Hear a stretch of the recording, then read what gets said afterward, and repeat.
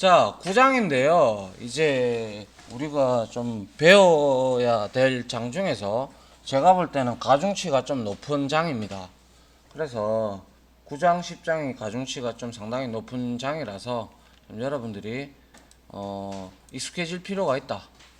그렇게 보시면 됩니다. 자, CSS 포지셔닝이라고 합니다. 포지션이 뭡니까? 위치 잡는 거죠. 예, 레이아웃 잡는 거예요. 레이아웃을 잡는데 뭐 예를 들어서 FXM의 자바를 빗대어서 얘기를 하면 거기에는 레이아웃 매니저가 어느 정도 존재를 해가지고 우리가 레이아웃을 잡게끔 쉽게 도와주는 그러한 클래스들이 존재를 했다 그죠? 예.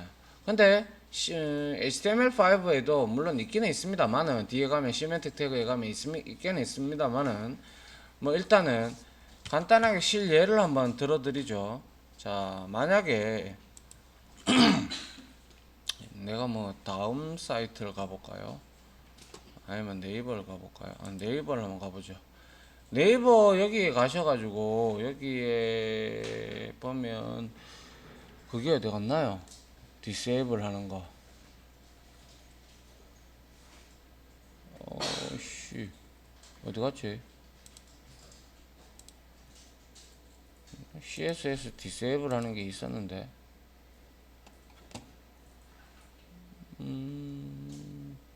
이건가요? 아닌데 아닌데 이것도 아닌데 내가 아예 안 깔았나? 왜였지? 여튼 여러분들이 한번 여러분들은 있죠? 그거 어디서 깔았더라? 내가 기억도 안 난다. 어디서 했지? 뭐 크롬에 크롬에 확장 설정에서 우리가 했나? 지금 안 깔리신 분들 혹시 있나요? 다 깔렸나요? 예? 설정에 가면 확장 프로그램 여기에 웹 디벨로퍼가 왜 없어졌죠? 손상되었을 수도 있습니다. 삭제를 했군요. 아이 뭐가 먹었네요. 이것도 삭제를 할게요. 삭제하고 웹 자, 확장 프로그램 여기서 찾아야 되잖아. 어디서 찾죠? 여기서 웹 디벨로퍼 없는데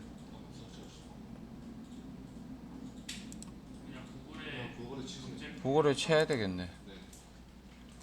웹 디벨로퍼 자 이거죠. 네. 이거 왜 날라갔지? 자 여튼 자 요거를 추가를 좀 하고요. 자 그러면 여기 있네요. 이제 자 웹 디벨로퍼를 여러분들이 이제 이렇게 추가를 하시면 됩니다. 추가를 하시고 난 후에 이제 한번 보겠습니다.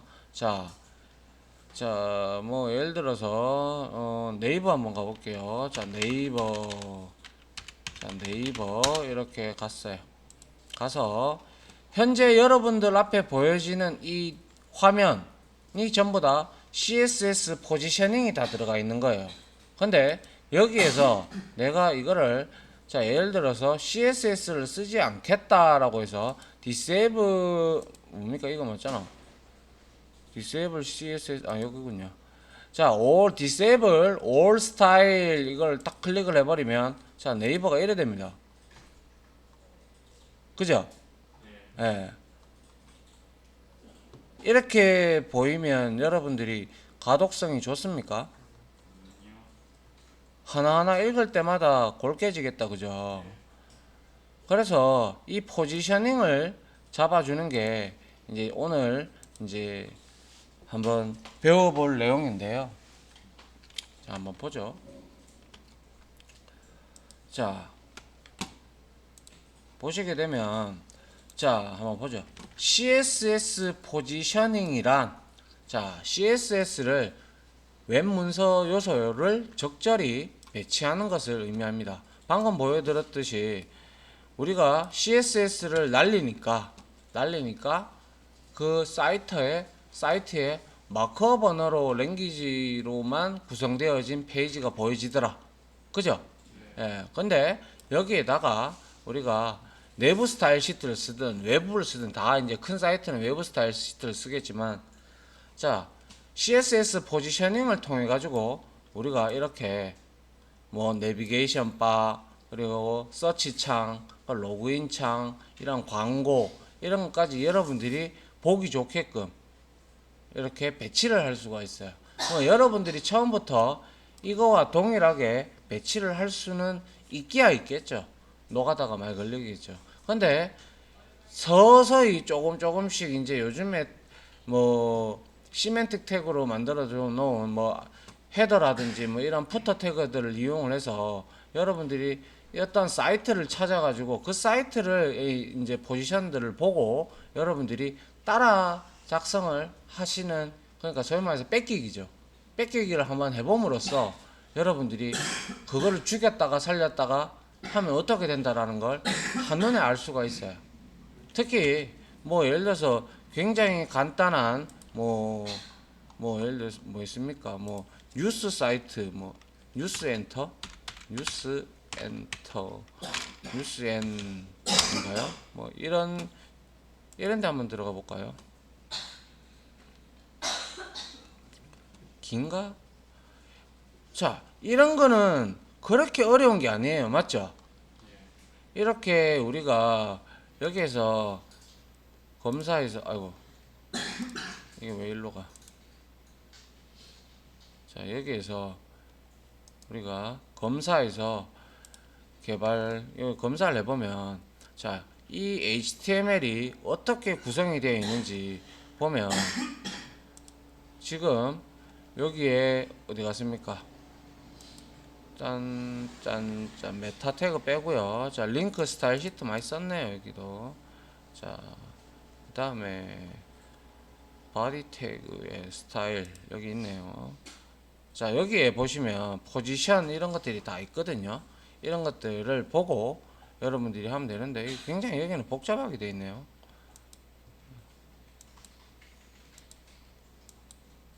요게 지금 클래스로 묶어 놨고 스팬. 야, 여기는 프레임이 들어갔네요. 광고 때문에. 좀 이따가 오늘 프레임에 대해서도 할 건데요. 아이프레임에 대해서 할 건데. 그리고 뭐 여러 가지 이러한 것들이 지금 들어가 있고, 이게 전부 다 테이블로 되어 있네요. 그죠? TD 이렇게 해서 콜 그룹 잡아가지고 하나하나씩 되어 있는 걸로 보이네요. T바디, TR 태그로 하나하나씩 이렇게 되어 있네요. 이건 옛날 버전입니다. 테이블 태그로 되어 있는 거. 여쨌든 저쨌든 간에 요즘에 신규로 나오는 사이트들은 상당히 그 네이버도 그럴 건데, 네이버도 보면, 자, 헤더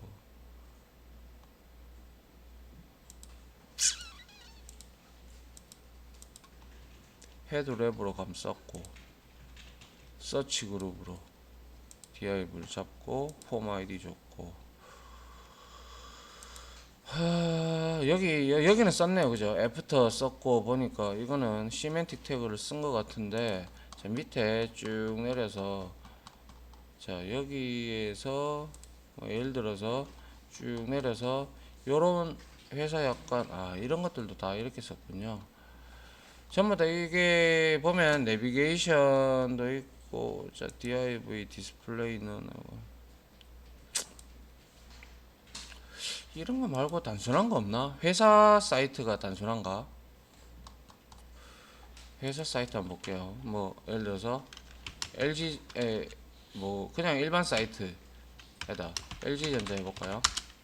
LG전자 들어가 보면 거의 LG전자는 아마 지금 이렇게 깔끔하게 되어 있네요. 그죠? 맞나요? 네, 깔끔하게 되어 있는데 지금 여기에 이렇게 밑에 보면 이게 전부 다 푸터 내용들이거든요. 자, 검사 한번 해보면 자, 이 클래스로 쭉 이렇게 올라가면 요 섹션 태그 썼네요. 이게 이제 최상 지금 시멘틱 태그를 적용시켜 놓은 거거든요. 그래서 이제 위에 가보면 헤더 부분도 있거든요. 자, 쭉 올리면 자, 요 부분 이런 것들 나타내기 위해서 상단에 팝업 말고 자, 클래스 푸터 랩으로 감싸고 헤더에 됐고 가지고 왔고 그 다음에 스크립트 태그에서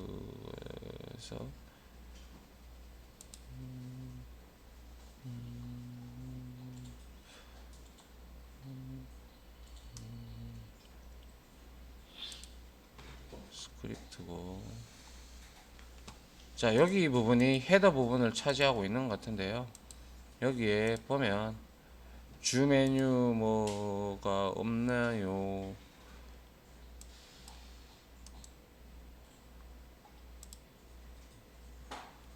자 여기에 보면 내부 바를 썼고요. 내부 바 위에 헤더가 있을 텐데 헤더가 안 보이네요. 이거는 혼용을 했군요. 거의 혼용을 했네요. 헤더 부분을 나타내게 나타내는데 혼용을 했네요. 혼용을.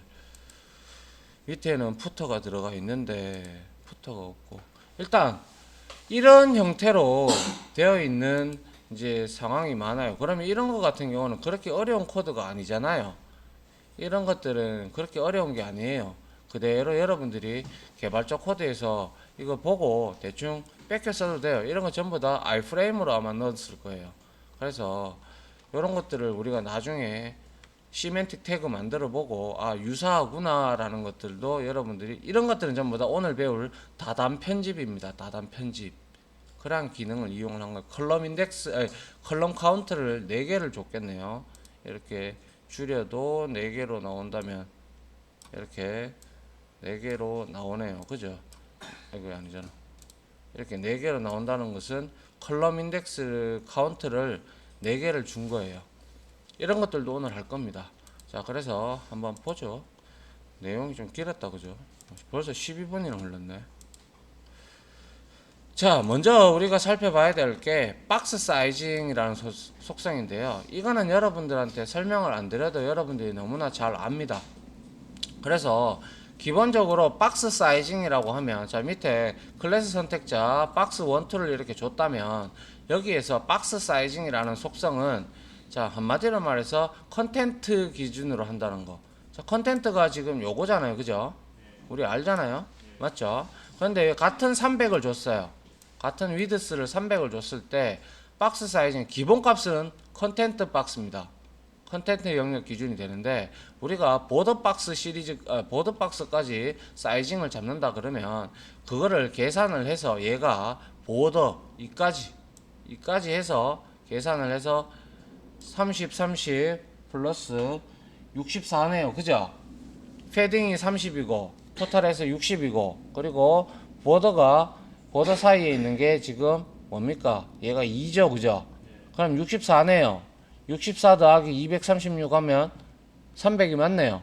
그죠? 그렇게 보더박스까지 다 하는데 통상적으로 이렇게는 하지는 않고요. 통상적으로 박스 사이징은 거의 잘 안 쓰겠죠. 안 쓰고 컨텐트만 박스를 주고 자 위드스 값 주고 여기다가 우리가 패딩이나 마진 이렇게 주면서 이렇게 가져가면 된다라는 겁니다. 이거는 크게 중요하지 않고요. 뭐 근데 한번 테스트는 해볼 필요는 있겠죠.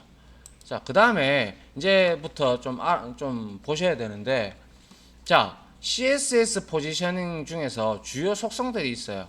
그래서 우리가 제일 처음에 제가 예전부터 노래를 했던 게 바로 플로트 속성이었어요. 그죠? 플로트가 뜻이 뭐죠? 떠 있다라는 거죠. 에이, 자바의 플로트가 아니고, 플로트 속성은, 자, 우리가 어떤 플로트 속성은 이렇게 물 위에 이렇게 등등등 떠댕기는 속성을 말하는데요. 자, 어때요? 이게 물이 이렇게 흘러내려가면 얘는 여기에, 아니, Q처럼 이렇게 흘러내려가잖아요. 그러면 처음에 들어왔던 놈이 이렇게 먼저 내려가고 뒤에 내려온 놈이 이렇게 뒤이어서 내려오잖아요. 그죠?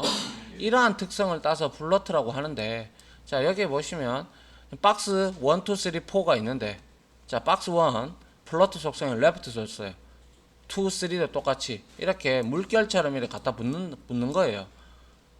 맞죠? 그런데 박스 4에는 라이트로 줬기 때문에 오른쪽에 갖다 붙은 거예요. 그런데 이 플로트 속성을 되게 많이 조금 쓰기는 해요. 쓰기는 한데, 얘는 정확하게, 뭐, 예를 들어서 내가 정확하게 무슨 이미지를 몇 퍼센트나 혹은 몇 픽셀에 고정된 그 위치에 이래 나타내지는 못해요. 플로트가.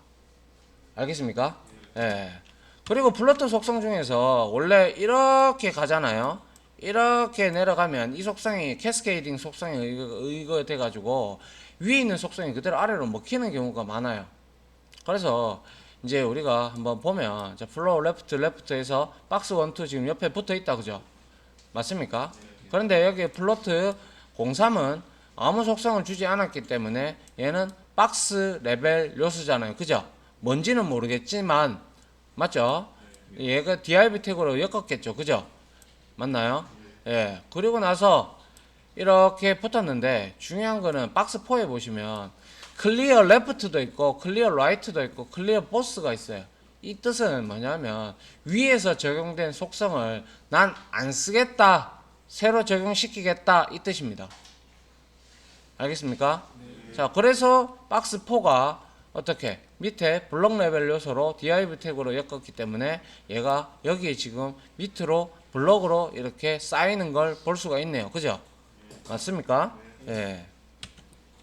오늘 왜 이래 힘이 없습니까, 다들?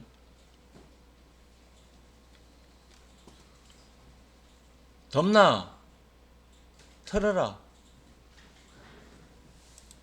자, 그 다음에 포지션 속성 중에, 자, 포지션 속성 중에 아까 전에 봤던 뭐죠? 우리 플로트가 있었고요. 근데 여기에서 이제 우리가 자주 쓰는 게 나와요. 이제 보통 플로트 속성이나 뭐 이런 것들이 스태틱하고 거의 비슷한데요. 문서의 흐름에 맞추어서 배치를 한다라는 게 스태틱이고, 그 다음에 렐러티브라고도 하고 뭐 릴레이티브라고도 하는데, 이 렐러티브하고 앱솔루트를 많이 조합을 해서 많이 써요.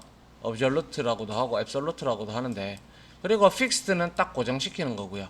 그래서 요거에 대해서 하나하나 보시면, 자, 스태틱은 문서의 흐름대로 이렇게 배치를 하는 거예요. 그래서 통상적으로 우리가 주지 않으면 거의 다 스태틱입니다. 아무런 속성을 주지 않으면. 지금 플로트 레프트 줬죠? 맞죠? 그리고 이제 그 속성을 지금 뭐예요? 지금 그대로 따라갔다, 그죠? 맞나요? 옆에다가 붙었다, 그죠? 예. 맞습니까? 만약에 이 박스 2에서 내가 위에 플로트 속성을 쓰지 않겠다라고 하면 플로트 클리어 레프트를 하시든 아니면 보스를 하면 되겠죠. 그럼 밑으로 바뀌겠죠. 맞나요? 예, 그러한 형태가 요거고요. 그 다음에 이제 렐러티브는요, 릴레이티브가 자연스럽게 배치를 시켜주는데, 얘는요, 딱 이렇게 우리가 뭐죠? 어디에 배치해라라고 딱 우리가 그 좌표를 줄 수가 있어요. 그래서 그 속성에 보시면, 자, 레프트하고 탑이 있는데요. 자, 예를 들어서 박스 1이 이렇게 플로트 레프트하고 100픽셀 뭐 이런 노란색이겠죠. 그리고 마진 라이트에서 10픽셀 주고 뭐 패딩 20픽셀 줬다고 치면, 박스 2를 한번 보세요. 박스 2는 포지션에서 렐러티브를 줬습니다. 그죠? 그러면 렐러티브를 줬는데 얘가 여기에 탑하고 바텀을 주지 않으면 바로 옆에 그냥 붙을 거예요. 맞죠?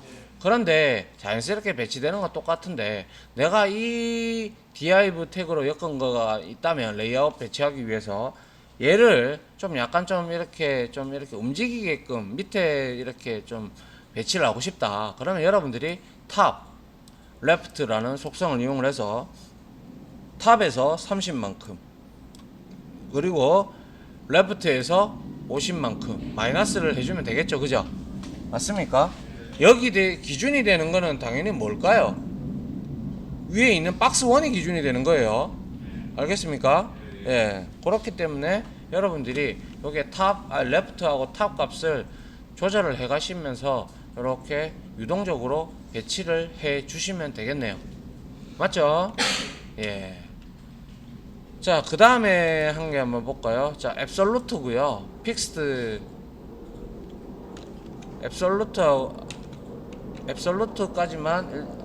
픽스드까지만 할게요.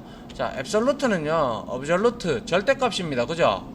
예, 절대값이기 때문에 얘는 문서의 흐름과는 전혀 상관없이 위치에다가 때려 박는 거예요. 단 조건이 하나 있어요. 조건이 뭐냐 하면 부모 요소가 렐러티브여야 돼요. 부모 요소가 렐러티브여야 돼요.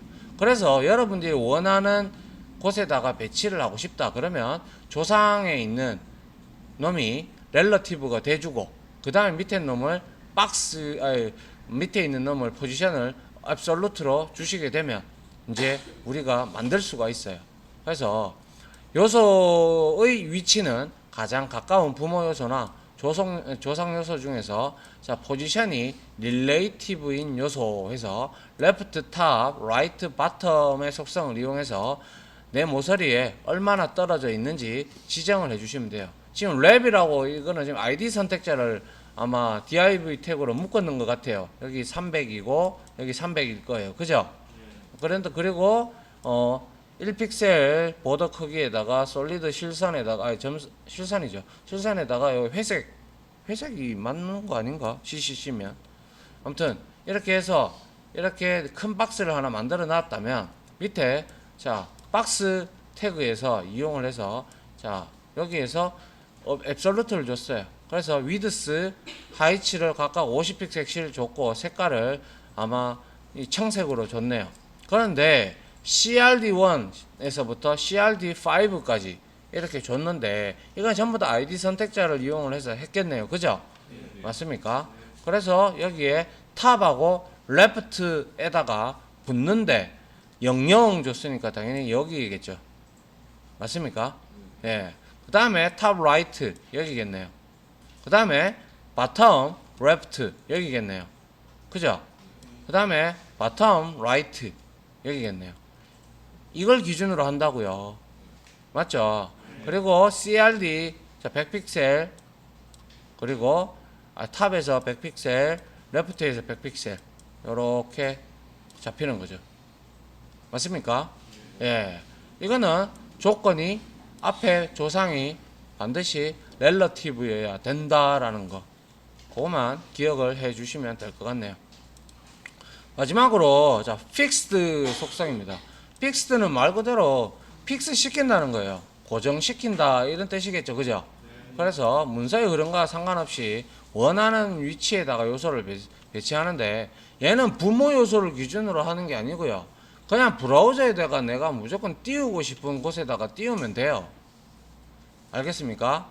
그래서 브라우저 창 왼쪽 위를 0.0,0을 기준으로 해서 좌표를 계산을 하는데요. 여기 밑에 한번 보시면 자 뭐 fx 이렇게 하나 뭐 id 선택자 하나 줬겠네요. 그래서 포지션 픽스드 해서 탑은 5픽셀만큼 이렇게 띄웠고요.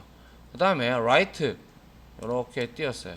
그 다음에 위드스 하이츠를 각각 50, 50하고 색상을 이렇게 줬어요. 이렇게 됐다라는 것은 근데 이거 좀 이상하지 않나요? 아 라이트 맞네요. 라이트구나. 난 레프트인 줄 알았어요. 자 요렇게 띄워두면요 얘는요 계속 이 자리에서 스크롤을 내리든 자시든 간에 무조건 붙어 있어요. 알겠습니까? 자 네, 요까지 하고 우리가 예제를 좀 쳐보도록 합시다. 알겠죠? 자 마칠게요. 일단 이론은